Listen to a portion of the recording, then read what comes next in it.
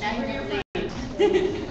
So when I was thinking, if you really do want to get someone to listen to you about putting down the rent, I think it would be a great idea to not rally people, but to inform them that this is just a small example of what's going to happen to their homes. If this man gets kicked out of his business, then who says that they're not going to get kicked out of their homes?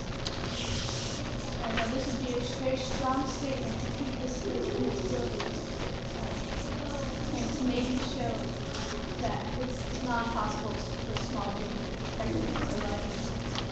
I guess my idea would be maybe just informing the community about the events that are going on right now and maybe getting signatures, some kind of tangible evidence that constituents are paying attention to get to the landlords, to get to the city council, so that raising the rent on these businesses doesn't happen.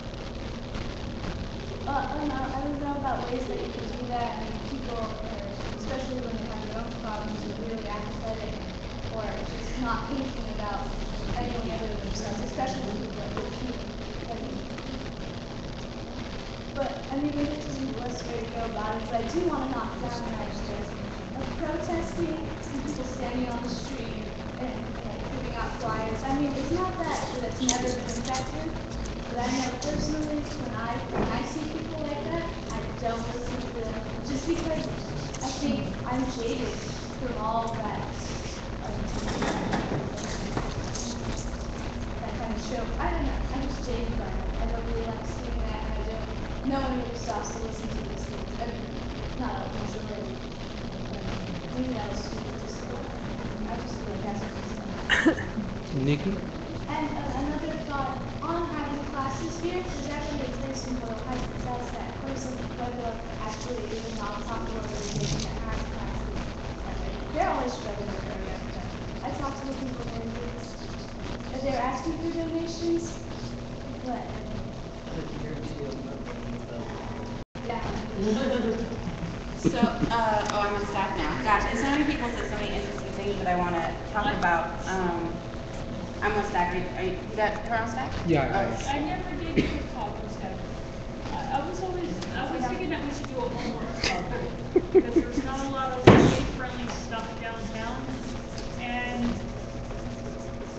people are just there's not a lot of child-friendly things downtown.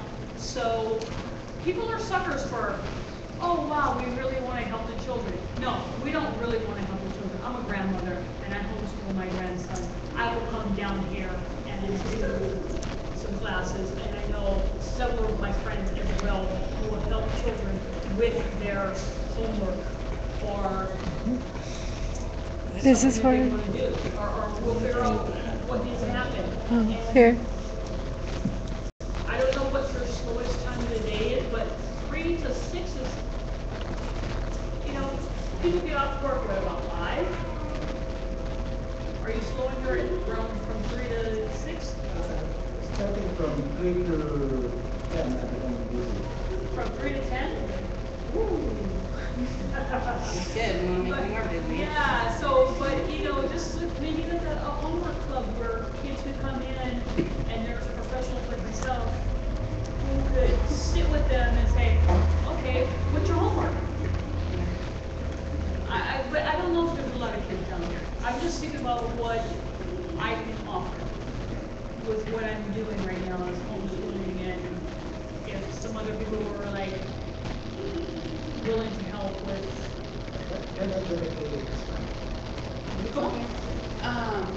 Okay, so I was gonna say a couple of things. One was what Fernando said though about having to sign a lease. Like that's really important. I own my own business. I've had to sign commercial leases. It's not like residential leases. It's not like, first one's down. It's like thousands and thousands of dollars to get in that lease, and then you're in a $500,000 obligation, which if you default on that obligation, they will come after your home and they will come after your family and they will bankrupt you forever. So it's not a small commitment. So like the very initial energy that we got when we were talking about this space was everybody was like, well, let's do a fundraiser. And I'm like, but it can't be a one-off. We can't just raise $1,000 and think you solve the month for the rent, solve the problem for the rent this month, because that don't work. Like, it has to be ongoing, because if 6 months down the line, everybody's lost interest in F Square, and, you know, oh, we won the battle. We didn't win the battle, we just renewed a lease that's gonna obligate them to a huge amount of debt. And we don't want to do that, and so we have to figure out what we do want to do, which, like I said, all I can do is ask the landlord to extend it on a month-to-month basis at a lower rate. And then I'm thinking if we can get a community center in here, the city council said that there are grants that would subsidize his rent to the landlord. There's a political conversation which can be had about that, which is essentially we're privatizing public wealth again, right? We're taking city subsidies and putting them into a landlord's pocket, which is all bad every day of the week. But if it means that we get to keep a community center where we can organize for the next step, can we swallow this pill to keep a space where we can organize for the next strategy? So this particular situation has also eliminated a few possibilities for us as far as organizing, right? You mentioned the protesting and the occupying spaces. He's signed to a lease. We can't occupy this space and like put up, you know, board up the windows against the sheriffs. Because while that might make a great statement, it's just gonna hurt his credit and make it really difficult for him to get another place. And essentially what Fernando has been doing for the movement for the last 20 years of his life is co-signing us. He's been underwriting us. He's been going to landlords and saying, I have a business, I'll sign your lease, and then I'll make my space available to the community. So he's been our co-signer, and we don't want to screw that credit. Do you know what I mean? Like, I hate to talk in those terms, but that's essentially what we're doing, and we don't want to leverage him more, put him at more risk, and then all of us sort of fall off and go on to the next movement and run off to Chicago to protest something, and suddenly he's here stuck with a nut that he can't afford. So sorry, that was one thing, and then my mom said something, which was, what did you say, Mom? Remind me. I said, let's go find another space. And Yes. Let's make the project that is movement to establish a community center that's obviously needed. Exactly. So Fernando's been looking for spaces. And what I'm thinking is that I think that we can use this urgency, the 60-day countdown. I think that we can use this urgency to reach out to people in the community. As I've been out there flyering every night and talking to people, a lot of people have said that they know Fernando. They remember when they had to get their first screenplay printed, and he did it for free. So people around here know you, and people around here use your resources. And I think that we should organize as if it's a crisis. And then if we don't keep the space and we do have to move, we don't take it as if we've lost the battle. Like, it's not the victory is staying in F Square. The victory is if we organize ourselves, make some awesome content, meet some awesome people, build an awesome organization, and if it's here or anywhere else, it doesn't matter so much. And hopefully, as a nonprofit, we can get the lease in the nonprofit's name and maybe take some of that financial liability off of Fernando, so he's not on the hook for it. Because you can have a profit-making project underneath a nonprofit Umbrella. that like pays part of the rent of a nonprofit. That's a very common model. So incorporate spending liability and make your business a profit-making project to help pay the rent for the nonprofit. Right, yeah, and the internet cafe is something. Just a quick that. direct response. I've had mentioned to Alyssa before, me and Casey are starting an edible gardens low profit organization. Now the low profit sector has only existed since 2012, only 4 states have it. I want to try and look into that more and see what that means for Fernando, because he's able to then operate as an LCC while being a benefit to society if he decides to have a community center. Yeah. And I want to see what that looks like. Yeah, and I think it's exactly what my mother's always championing is could we turn it into a worker-owned cooperative? And I think that that is really interesting. My only holdback is that the city is still speaking in the language of 10 years ago, so they want to hear the word NG, they want to hear nonprofit. But because they don't understand, none of us fully understand what the legal ramifications of being a worker-owned cooperative and a low or not-for-profit company will look like. But I think that that's an amazing idea, a worker cooperative in here would be, or a worker cooperative incubator. That's what I was going to say. I can read about it. Okay, sorry, my stack went way too long. Who's next? You on next? I think maybe you guys have addressed in the interim. I thought if this was, if you had community center nonprofit status, I mean, does it make you somewhat less easy to throw out, is it, you know? And if you did that in this amount of time, you have many days you're left, would it kind of help it? I hope Be like a so. fortress of solitude. But see, this location is a train wreck. It is- Well, I don't even know what business. Starbucks. Well, there, thankfully, there's one. Yeah, bars, you know, things like that. But I mean, it sounds totally unfeasible, but it's not that far away, especially if we could get some subsidies in and. Can I just quickly talk about the hours, because it seems like you're calculating them based on 24 hours. No, it was 10. It was $150 a day times 30 is $4,500. So it was a 10-hour clock. Okay. Well, for saying if you move into the green space as a nonprofit or not for-profit community center, then you kind of establish that as a, you know, the landowner understanding that's what you're doing and you kind of take it right off. I think we should keep that in our back pocket. Like, I think that while we're talking with the landlord, we should be all like, we need the space is important, you have to work with us, this is your obligation, you've made promises to the community when you came here, you have to give it to us, you have to give it to us. Same thing with the city, we need the space is important, we have to have the space, and just keep on that, and then at the very last moment, if we can't get what we want, then we say, all right, we'll move. If you are just like legitimized in their eyes as having the actual nonprofit status or LLC and all that stuff in line, it seems like that was Mine? Can I put up the same this one? I mean, because,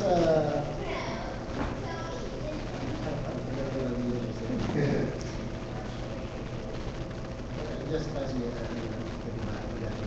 Mine?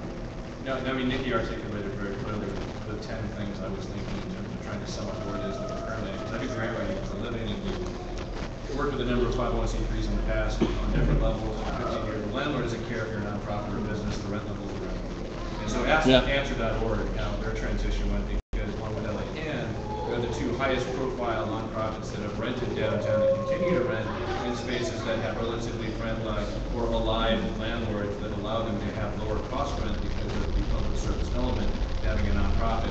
And there's also tax write-offs when your landlord joins a nonprofit, you can actually apply for tax credits. So there's a logical reason why a landlord in an underdeveloped building might potentially want to attract goodwill. But this space for $8,200, dude, I mean, I don't even think it's worth going down the road for the reasons you just articulated very clearly. And after 3 months, are you going to do another benefit? And I mean, what is a victory? Victory is spending 5 years here every month doing the hard work as 25 people consistently. That's not realistic. So I think the idea of playing in space, because other nonprofits in the downtown core, based on your case and what your interest would be and willingness to move, have done this before. So looking for a cheaper space that would be in the area, personally, I think if it was my business, I was in his seat, that's what my priority would be doing, knowing that I got 25 amazing people that are willing to help out in that respect. Don't pay $8,200 for this. Right, and more, if we can hold events, I mean, we have 2 months, right, at the current rate. If we can hold events every night for the next 60 days, how many more interested people could we get in here? Producers, photographers, musicians. I've already got 3 musicians that want to book in and play this month alone, just from standing on the street corner flying for 20 minutes. So I think that we can meet 1 million more people and make a really great community center and then just put it somewhere else. The rent's crazy. But I'd love to slam this guy with some media coverage. Oh, yeah. So here's the thing, one important thing is Fernando didn't have a Yelp. So Fernando has just moved on to Yelp, so a really important You're thing here checking in, saying. that everybody can do right now to help Fernando's business, because this was super unexpected.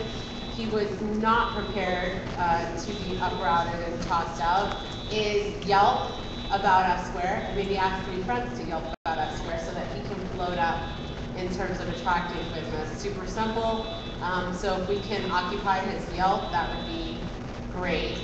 And then the other thing I think was about space. I think Fernando's looked at other spaces, and I think some of the other areas may be more attractive. in terms of business and even what we want to do, what people want to do, that there's more of a need and better parking. Better parking. But I think maybe starting to incubate the idea of having a community hub, the idea of helping Fernando create that model that he never got to make, which may or may not work in his new space, but being there to facilitate that is really important, but at the same time, continuing to organize against gentrification. Because this is the second time he's getting pushed out. Third, This business is third. It's the third time, right, Temple, then Koreatown down here. three. Actually, two. So this is the second time. You were in Clipville? You were in Clipville? Clipville County? And you get pushed up from there? Not exactly, but the route,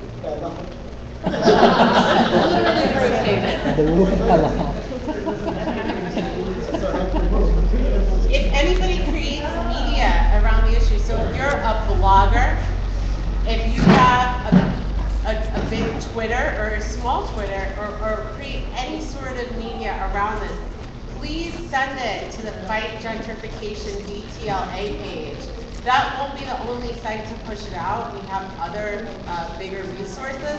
But if you send any of that media, if you create a song, a YouTube video, a rant on your Tumblr, whatever it is about gentrification, and it doesn't necessarily have to be about F-Square, but maybe beginning to source that content so that it becomes a more prevalent issue in the public's eye. Because right now they worry about pandas getting loose in a neighborhood from the zoo. You know what I mean? It was Michelle, and then Benji, and then Well, it's just been my experience in 2 years of organizing and working effectively, knowing that if we are persistent, see, I don't like being pushed out. I mean, why do you have to keep doing that? Okay, I don't have to go anywhere. That's why I'm asking, do you want to be here? Then we should stay here. I mean, if you want to go, then we will go. I'm saying, I still have my apartment because I fight for it. So I'm saying this is a viable space. I like it. You all like it. I mean, I think it works. And I directly respond to this. You know, it's Fernando's space. Like I told you, I'm not trying to be rude to you or anything like that. But we have to deal with the reality. The reality is, you know, they raise up the rent. That's the reality. Even if I wanted to stay here, I could not stay because simply it's their rule, you know. And so, Well, what I was so, gonna, go ahead. So I'm just, you know, it's one thing that I wanted to stay here.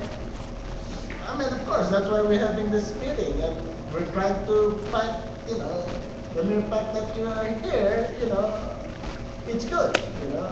I think the only way you can save this space is to really advance all those council persons or the governmental people that allowing this gentrification to happen, because simply the rule is for the corporate greed. And so till we come to terms that this is the reality, then it's only then that we can change things to really keep some, you know, and maybe reviving the occupy and occupy the city hall, you know, or something. You know? Just sitting around and positively working, you know, every time there's a problem, we react. That's why it's good that this thing happened, so we can really have a long-term plan, rather than we spontaneously, you know, react when things get hard. So We this need is a a good place to work out of for our long-term plan, that's why we need you to stay. you know, but the reality, like I said, these are the real things that we have to deal with. And as much as, you know, trying to, everybody's concerned about me, you know, we have to deal with this, this is 8,200 a month. And I would not subject myself and my family to be, you know, default on my list. And then once I get it and sign that list, that's it, you know. I mean, there's no doubt about it. It's just the way it is. It is the capital rules. There's a monopoly capitalism, and so therefore they get their way. That's why it's a good opportunity for us to really go beyond ourselves to look at the long-term view and And that's why they're winning, because basically we're not organized as we're supposed to be, as a human being, I'm just, Yes. Go Well, on. I wasn't finished, but what I was saying is that in my experience is that no, they're not winning. Okay, it's that attitude that defeats the purpose. It's that I've experienced it. And this is obvious from 10,000, okay, which is what Isaac quoted me 3 weeks ago, to 9,000 to 8,200 is evidence that it is negotiable. It will continue to be negotiable because I will make it negotiable. You don't understand. So I've had experience. I don't know, maybe that occupy me with all due respect. then you sign in my lease. I mean, you don't have that much, victories. There is a system by which if you keep repeating what you want and hold them accountable, they will give it to you. Because they want to shut you off. Okay? And if you expose inequity and justice, because they don't want to be exposed and embarrassed and hold them accountable, they will give you what you want. And not only the city hall, but also Isaac, he doesn't want that PR. You know what I'm saying? It is possible and it is negotiable. And just very quickly, just so you understand, we have covenants and ordinances, which we fought for, and now are historical because we were repetitive, we had excellent counsel, we demonstrated, and we held them accountable. Okay, maintenance of access to affordable housing, covenants and ordinances right now exist to maintain that accessibility for those that are not gentrified. So it is possible. And this is, I'm sorry? Well, it's all relative. Whether it's residential or There's commercial. a having this residence for you. Well, There's a we'll lot reach, control on well, it's worth, residential. I'm just saying it's worth the effort. It's worth There's a lot. Where am I on the stack? Just a minute, guys. Read off the stack, and then we're gonna close stack, and then we Yeah. should probably just say like, hey, what are the next steps, who wants to do what, and it's already gone over an hour, and I know people got stuff they wanna do. So I have Big Mac, I have her, I have Benji, I have Steve, Been an hour and a half. I have myself. So I'm gonna start off You with. wanna get on stack? Stay it now, and then we're gonna close Okay, stack. so I'm gonna start off with Benji, just so that everybody knows. Benji, Big Mac, you, then comes Deva, Steve, and then you. Okay? In regards to time, I want to say this is about half an hour ago. But I think I had an idea. I don't know if anyone wants to do this. Maybe we can discuss it after everyone goes on through stack. I know people got a bunch of stuff they want to say. I had the idea maybe we break out groups really quick, just because of the fact that we're so many people that want something to say. We break up in groups of like, I don't know, like 3 or 4. And then we just like spitball a bunch of ideas, we just write it down, all the ideas that we discuss. We could do that for like 15 minutes. That would be the equivalency of this. We're talking for the next 4 hours. And then get back and then just kind of say, these were the bullet points that we hit, these are ideas. Honestly, we really have to wait till Nikki's meeting tomorrow. We do. We have to wait till Nikki's meeting tomorrow to hear what this guy has to say. You know. Anybody that wants to meet with the landlord and me tomorrow, that's around downtown tomorrow. At what time? I don't know exactly, I'm gonna talk to him in the morning and see when he's gonna come by, but if you leave me your cell phone number, I'll text you. I'd love some backup. So we really need to wait till that happens. We also need to wait till the city council meeting on Thursday happens. Kind of just to test, at that point, testing the waters to see where this place is at. But that doesn't mean that we can't plan. Regardless of what the status is, I guess, of turning this place into a community center, how to do that better, or how to do that effectively, how to bring attention to this place. And I want to reiterate, having parties here isn't necessarily just kind of like a cheap thrill, because if we're promoting ourselves, if we're promoting an in-house DJ, if we're promoting in-house art, if within that party there's spoken word and other stuff, we're hitting like 5 birds with one stone. So, you know, we can also do like mini movie events. I mean, there's a ton of shit we can do. So, Big Mac? yeah.